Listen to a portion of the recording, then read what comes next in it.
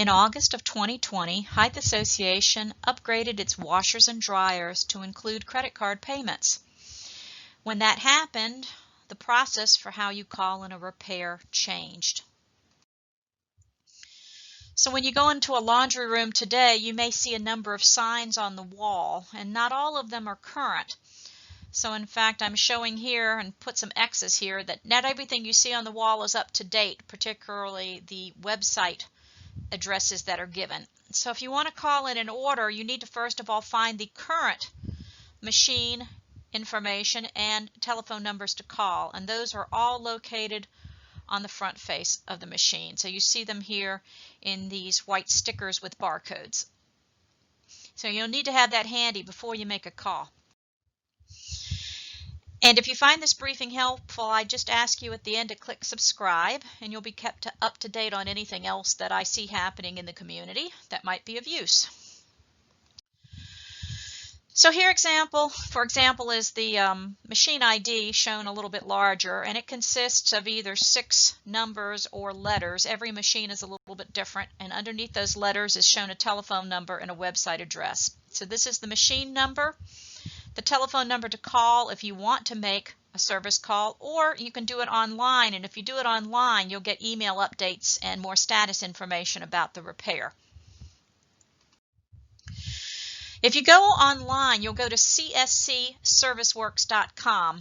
That'll actually redirect you to another website, but if you type that in, that'll get you to where you need to go.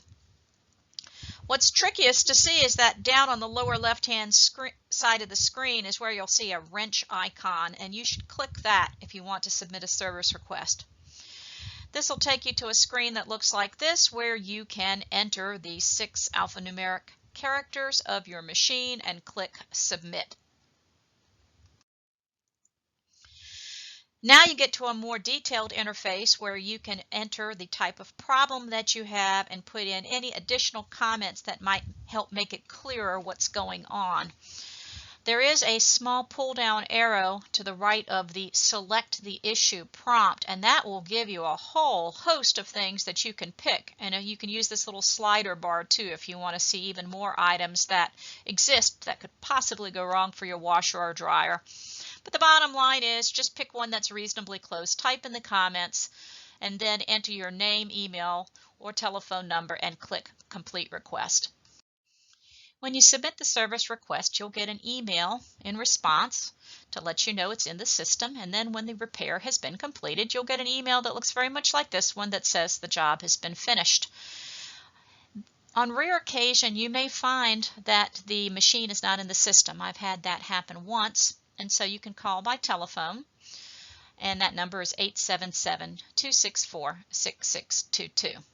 And if you don't want to use the internet at all, you can do the entire repair request using the telephone. They're very helpful. If you find this video useful, please click subscribe, and I'll post other ones that might be of benefit to the community.